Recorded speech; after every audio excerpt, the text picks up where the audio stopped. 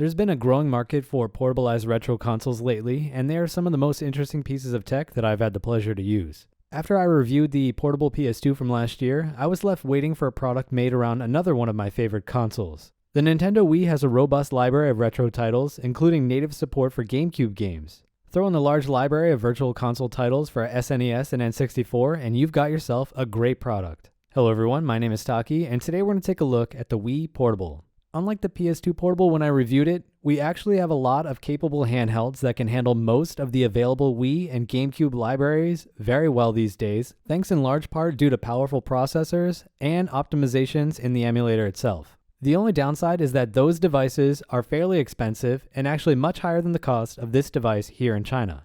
We have the One GX, the Win 3, and the Aya Neo that can pretty much do 2x resolution on most games without issue, but there might still be some compelling reasons to pick this portable over those devices for some people.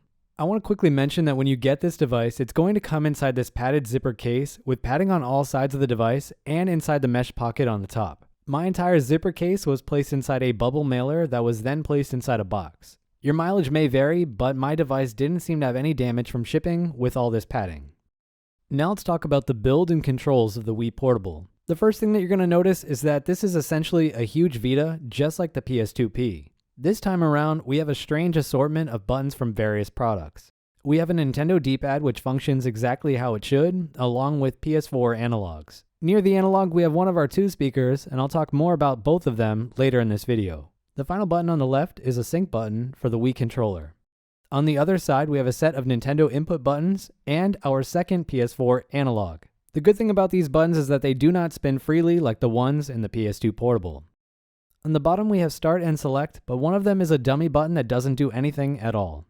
On the top, you have a set of buttons to control the screen on the device, a USB port, a huge exhaust vent, and volume up and down. The shoulder buttons are unfortunately 3D printed, which is a bit of a bummer, but they do get the job done. On the bottom, you'll find a DC jack, on-off switch, video output, and a headphone jack. There are two screen sizes that this comes in, and for some reason, video out is only supported on the larger one that I have here. The Vita aesthetic carries over to the back, with the only modification being this Wii branding in the center.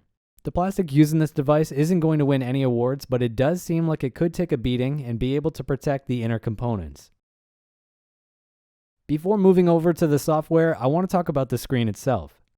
The version that I have here is the 8-inch variant, and this is one of the better aspects of this device. With the exception of a few widescreen only games, this aspect ratio is basically perfect for all that this system can do. There are a few options that you can control with the top buttons, but I've kept everything at their default values. It might be difficult to see in this video, but the panel in this portable is actually really good. It's got a good default color temperature and good saturation.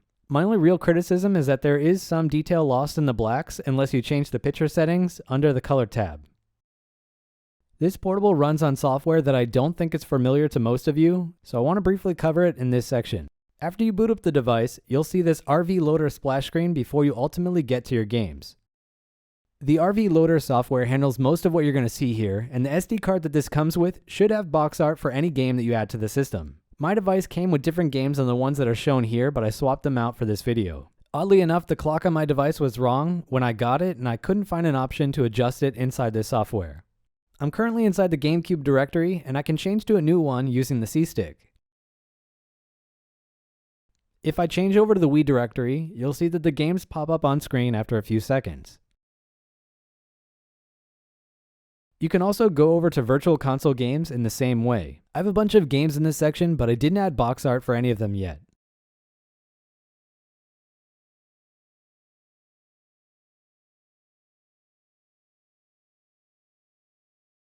The other directories are for things like Wii Homebrew and Wii Channels.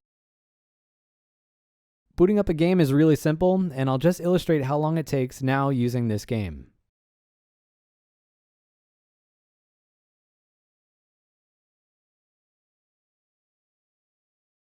After the game boots, you'll typically have to select progressive scan mode, and you'll be fine. Wii games are a little more complicated. If you press B button on a game title, you'll see a screen with a lot of options. The first option that I want to go over is Bluetooth. Simply change the entry to yes and boot up the game.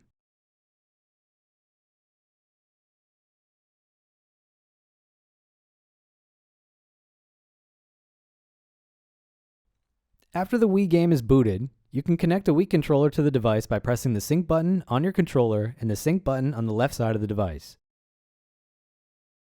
This is going to be your best bet if you want to play Wii Motion games or you want to connect the device to a TV.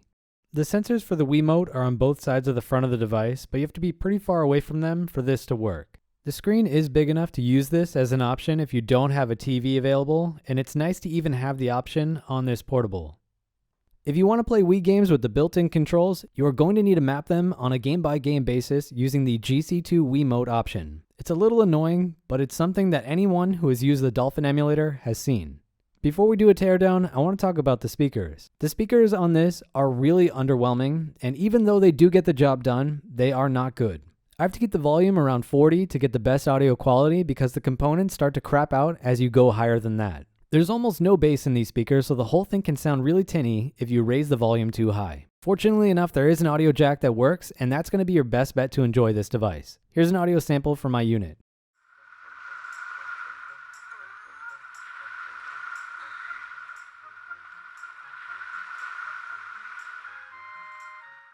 After all that, I know a lot of you are wondering what this looks like on the inside, and here it is.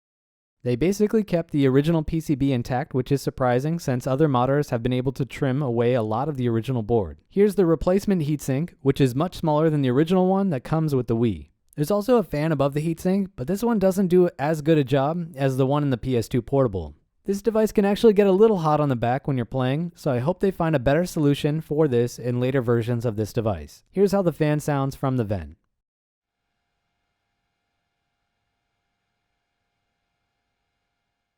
I have to say I expected far more custom cabling in here after seeing all the work done on the PS2 Portable. This device uses a lot of flywires. It would be a good idea to know how to solder if you get this device on the off chance that you ever need to fix one of these flywires down the line. Now that we've finished the teardown, let's take a look at some real gameplay on the device itself.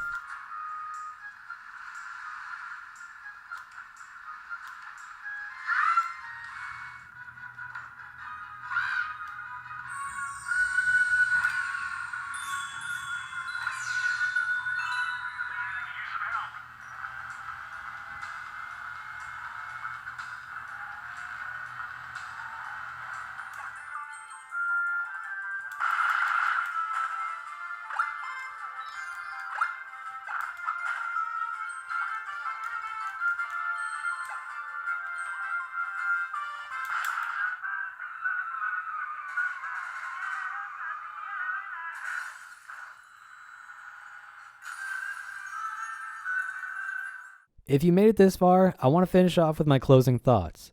Just like the PS2 Portable, I had a lot of fun testing out this device for this video. As I mentioned at the start, this device runs many games that I love in a presentation that I cannot get on any other product that I own, but it is very expensive. This thing retails for around $400 here in China and anywhere from $500 to under $600 on AliExpress. There was another Wii Portable that was commercially available earlier this year, but that has been pulled from the market, so your options for getting something cheaper than this are probably limited. If you have the money to spare, it is not a bad product. If you like what you saw here and you want to support my work, consider leaving a like below and subscribing to the channel. If you want to see more videos like this, take a look at another video on screen now. Happy gaming everyone. Taki out.